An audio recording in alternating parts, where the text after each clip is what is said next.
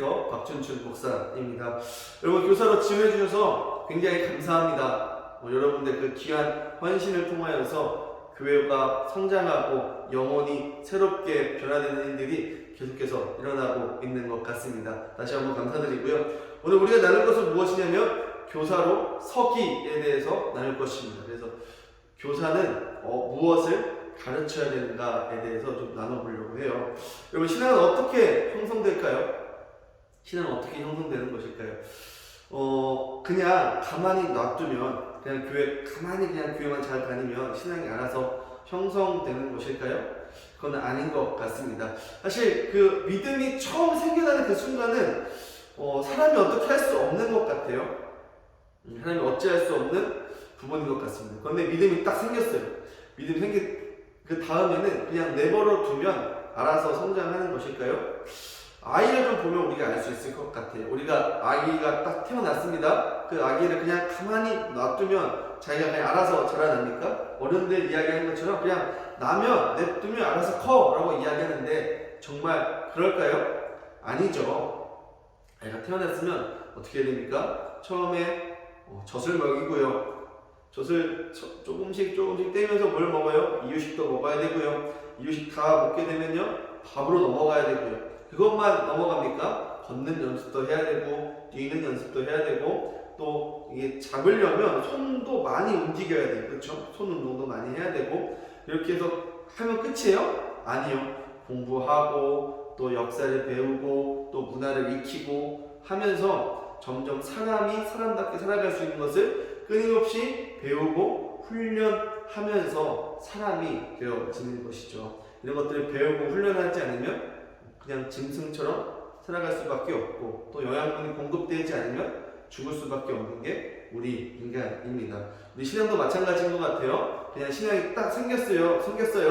그리고 그냥 가만히 냅두면 알아서 자라느냐? 아니다라는 것이, 계속해서 배우고 훈련하는 과정이 필요하다라는 것입니다. 우리가 그것을 도와야 된다는 것이에요. 그렇다면 신앙은 어떻게 생겨나는 것일까요? 5가지가 있습니다. 첫 번째로 사회문화입니다. 이 문화가 우리가 신앙을 가질 수 있도록 도와줄 수도 있고 그렇지도 않을 수 있다는 것이에요. 두 번째로 학교 교육이 있습니다. 학교에서 어떤 교육을 받았느냐, 그리고 어떤 친구들과 선생님들을 만났느냐에 따라서 많은 영향들을 받죠. 그래서 이 학교 생활을 통해서 신앙이 생길 수도 있고 또 교회가 멀어질 수도 있는 것 같습니다. 그리고 교회와 회종들이 있습니다. 교회에 와서 신앙인들을 만나고 교제함을 통하여서 예수 그리스도는 이렇게 역사하시는구나, 하나님 이렇게 일하시는구나 라는 것들을 보고 배우면서 신앙이 생길 수도 있다는 것입니다. 네 번째로 가정과 부모입니다. 가장 중요하죠. 사실은 가정에서부터 신앙교육을 잘 받아서 자라오면, 그러면 교회에 잘 정착하고 그리스도인으로서 꾸준히 살아갈 수 있는 것을 우리는 많이 봐왔습니다. 그래서 가정과 부모가 정말 중요하고요. 가정과 부모에서 신앙교육을 잘 시키지 못하면 교회에서 아무리 잘 가르쳐줘도 신앙을 잃어버릴 확률이 또 높다라고 볼 수 있겠죠. 그리고 마지막으로 개인의 발달적 기질적 차이가 있습니다. 소극적인 친구들도 있고 적극적인 친구들도 있습니다. 그 친구들의 성향에 맞게 그 신앙을 키워나가는 것 같아요. 정답은 없습니다. 다만 그들의 기질에 맞게 우리 그 친구들이 신앙이 잘 형성될 수 있도록 돕는 것이 바로 교사의 역할이겠죠. 그리고 이렇게 신앙을 형성할 수 있도록 우리가 도와야 되는데 어떻게 도울 수 있을까요? 첫 번째로 기독교 전통과 만나게 해줘야 합니다. 교회는 어떻게 이루어졌는지, 그리고 교회는 무슨 일을 하고 있는지, 그리고 교회에는 어떤 사람들이 모여서 어떻게 예배드리고 그 전통을 어떻게 흘러내려왔는지에 대해서 우리는 차근히 아이들을 가르쳐 줘야 합니다. 두 번째로 주체적으로 회심할 수 있도록 도와주어야 합니다. 어렵죠. 사실 여러분, 이 사람을 회심시킨다는 건 사람의 능력으로 할 수 없는 일입니다. 하나님이 일하셔야 됩니다. 그래서 우리 친구들이 주체적으로 회심하고 그리고 하나님과 직접적으로 만날 수 있도록 하기 위해서 우리가 할 수 있는 일은 무엇이냐면 기도해 주는 것입니다. 그 친구가 정말 하나님을 만날 수 있도록 끊임없이 기도해주고 그리고 관심 가져주고 그리스도인으로서 내가 그 친구들에게 사랑으로 베풀기 시작할 때에 여러분들의 학생들이 주체적으로 자신의 죄를 깨닫고 하나님께로 갈 수 있는 것이죠. 세 번째로 무엇입니까? 가정과 교회 공동체 가운데서 성장해야 됩니다. 근데 우리 교사잖아요.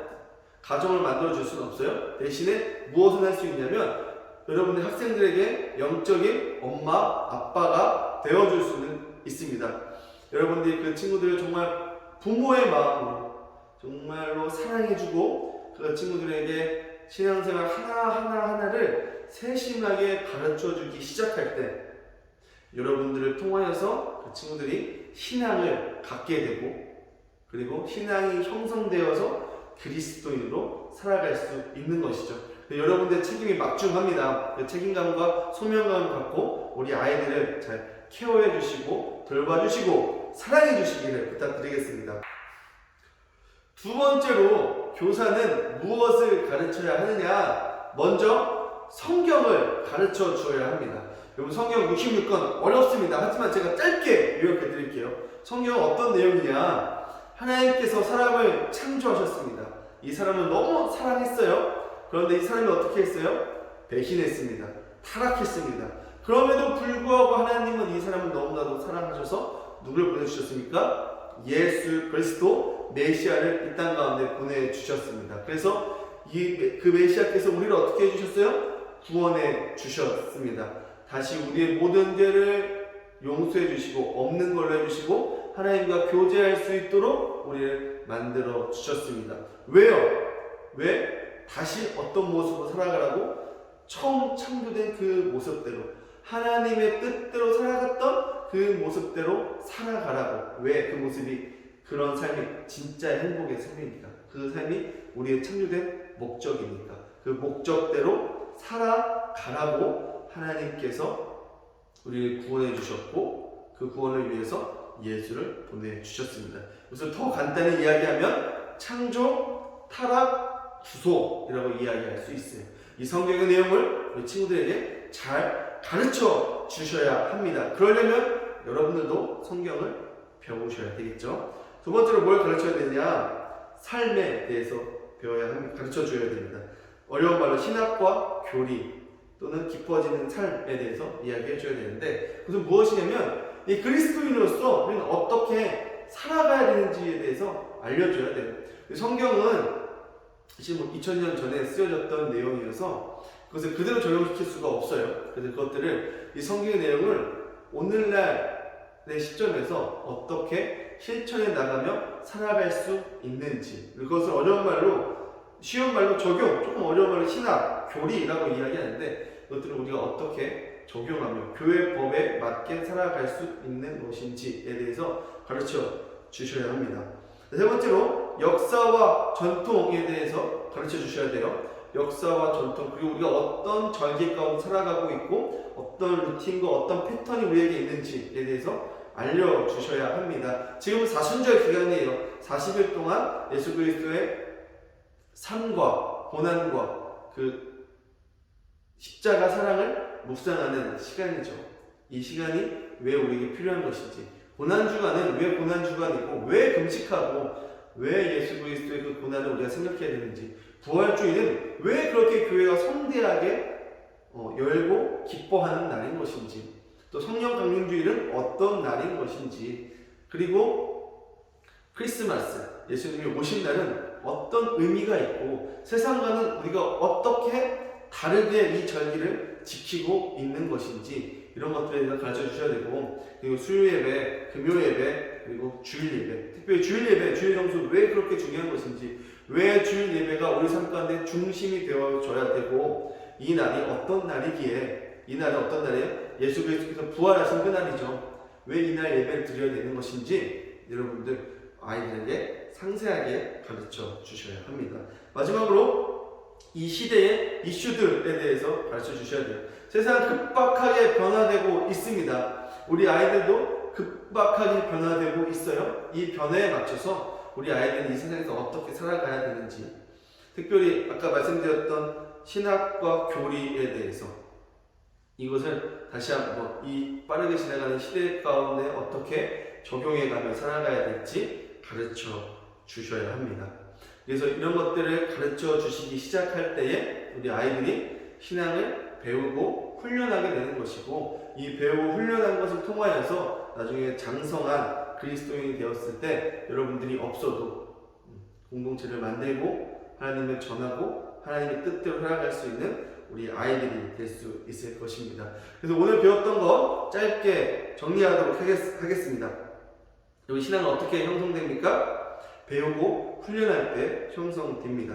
그다음에 이 신앙을 어떻게 갖게 되느냐? 5가지 요인이 있었어요. 사회 문화, 그리고 학교 교육, 교회와 회중들, 가정과 부모, 그리고 개인의 발달적, 기질적 차이로 인하여서 신앙이 형성되는데, 이 신앙이 형성될 수 있도록 교사가 도와야 됩니다. 어떻게 돕냐? 첫 번째로 기독교 전통과 만날 수 있도록 해줘야 됩니다. 교회는 어떤 곳인지, 그리고 신앙의 본질은 무엇인지, 교회가 어떻게 이 세상 가운데 선한 영향력을 펼쳤는지, 그 전통이 어떤 것이었는지 가르쳐 주셔야 됩니다.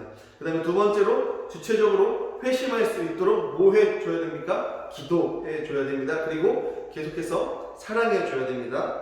세 번째로 가정과 교회 공동체 가운데 성장해야 되는데 우리는 가정을 만들 수 없으니까 어떻게 해야 돼요? 그 아이들에게 교회 안에서 영적 엄마 아빠가 되어줘야 된다라고 말씀드렸습니다. 어떻게 해요? 끊임없이 사랑해주고 용납해주고 이해해주고 잘못된 점이 있으면 지적해주고, 그래서 그 아이가 잘 성장할 수 있는 영적 아비, 영적 어미가 되어야 됩니다. 그리고 그러면 무엇을 가르쳐야 되는가? 교사가 가르칠 것은 무엇인가? 첫 번째로 성경이에요. 창조, 타락, 구속에 대해서 가르쳐 주셔야 됩니다. 두 번째로 신학과 교리에 대해서 알려줘야 돼요.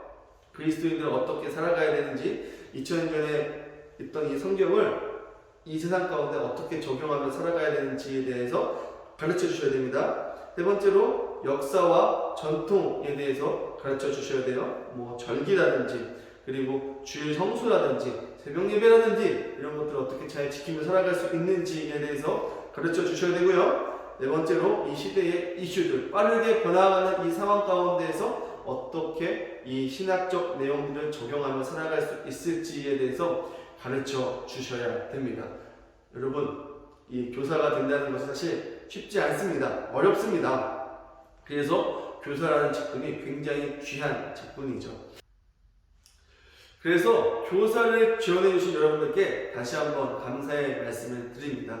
우리 아이들이 여러분들의 그 희생과 사랑과 봉사와 헌신을 통하여서 정말 여러분들보다 더 깊은, 더 큰 그리스도인으로서 성장하는 귀한 그 열매를 맛보시기를 저도 뒤에서 기도하고 있겠습니다. 그리고 여러분들의 부족한 부분들, 여러분들이 힘들어하는 부분들 언제든지 말씀해 주십시오. 제가 돕도록 하겠습니다.